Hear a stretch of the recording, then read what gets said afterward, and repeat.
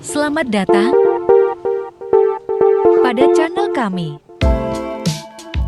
Mas Heri Sartiga. Subscribe, like, komen dan share. Kontribusi kami kepada bangsa Indonesia. Assalamualaikum warahmatullahi wabarakatuh. Selamat malam sedulur, sahabat, teman-teman dimanapun Anda berada. Kali ini kita ketemu pada kesempatan malam hari ini untuk menyampaikan pesan. Terserah Anda pesan ini sebagai satu pengetahuan, sebagai satu wawasan, sebagai satu jawaban, atau ya terserah bagaimana Anda membaca pesan ini dengan pikiran Anda sendiri.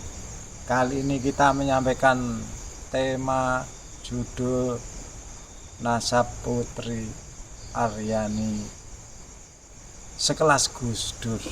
Ya, mungkin Anda heran saya itu menyamakan atau menyepadankan atau menyejajarkan dengan Gus Dur. Apa yang perlu disejajarkan? Apa yang bisa disejajarkan? Mengapa bisa sejajar? Bagaimana kok bisa sejajar? Ya, yang saya sejajarkan Putri Aryani sekelas Gus Dur, atau Putri Aryani dengan Gus Dur apa? Keharumannya. Dua orang ini menjadi harum di negara kita sendiri, bangsa Indonesia. Di luar negeri juga harum di berbagai negara. Hanya perbedaannya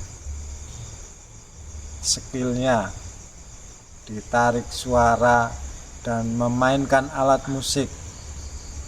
Sedangkan Gus Dur kecerdasannya diakui oleh bangsa Indonesia, juga di luar negeri, di berbagai university diakui, bahkan mendapatkan penghargaan, mendapatkan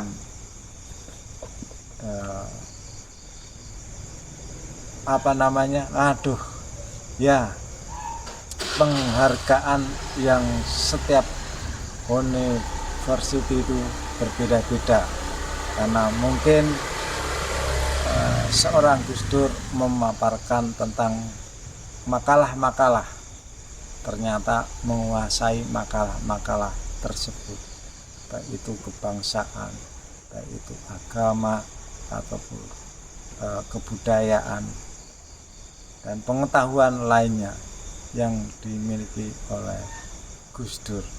Tahu sendiri seorang Gus Dur, perjalanan hidupnya luar biasa, dari pesantren, tinggal di Jakarta, sekolah di Jogja, sampai di luar negeri, di Irak, di mana kita tidak hafal. Yang jelas itulah perjalanan seorang Gus Dur. Kita menyamakan atau sekelas Putri Aryani, hampir sama, itu apa? Keharumannya. Ya, jadilah kita sebagai anak bangsa yang seperti Gus Dur, yang seperti Putri Aryani, karena maksimal dalam skill kecerdasan. Tapi fenomena ini terjadi di Indonesia. Mungkin satu penemuan seseorang menemukan atau bahasanya menciptakan atau meramu bahwa ini menjadi apa, seperti itu ya. Inilah yang terjadi di Indonesia. Jadi dua orang ini, Putri Aryani dan Gus Dur ini, dalam hidupnya berproses sangat panjang. Putri Aryani ditemani orang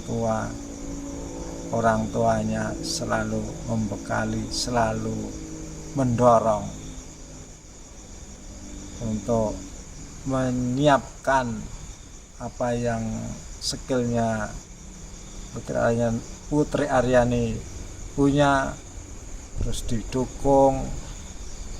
Nah, kalau anak kita misalnya tidak didukung oleh kita sebagai orang tua, bagaimana bisa anak kita menjadi maksimal? Dan sebagai orang tua juga harus tahu, harus memetakan anak itu atau anak kita itu seperti apa, punya skill apa, kemampuannya sampai mana kita harus punya. Begitu pula seorang Gus Dur, karena lahir di pesantren, mempunyai skill kemampuan pesantren, terus diimbangi dengan orang tuanya yang selalu memfasilitasi untuk pendidikan, sehingga jadilah seorang Gus Dur yang luar biasa. Putri Aryani juga luar biasa. Dua hal ini sebagai contoh untuk kita semua untuk berintrospeksi diri. Janganlah kita berhenti sebelum kita sampai ke puncak keberhasilan, sampai skill kita mentok. Jangan dilakukan menjalani suatu proses berhenti di tengah jalan, karena berhenti di tengah jalan tidak akan maksimal apa yang dicapai, apa yang dicita-citakan, apa yang akan mau dimaksimalkan skillnya. Itu saja yang kita sampaikan, bahwasanya Putri Aryani sekelas Gus Dur dalam arti keharumannya di setiap negara-negara di bumi ini. Mungkin di lain hari atau di lain waktu atau di tahun-tahun yang lalu, mungkin ada yang mengatakan Gus Dur itu buta mata, buta hati. Itulah yang menjadi problem orang yang mengucapkan tersebut, karena ucapan tersebut adalah politis, bukan didasari oleh ilmu dan pengetahuan. Dan jangan sekali-kali menghukumi seseorang tanpa ilmu dan pengetahuan, sehingga akan menutup kebenaran seseorang.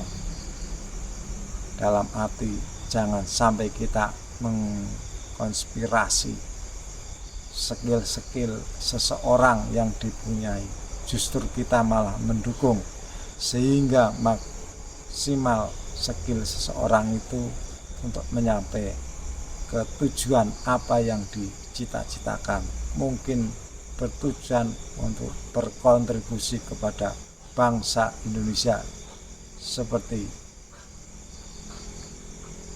Gus Dur, seperti Putri Aryani, seperti itu.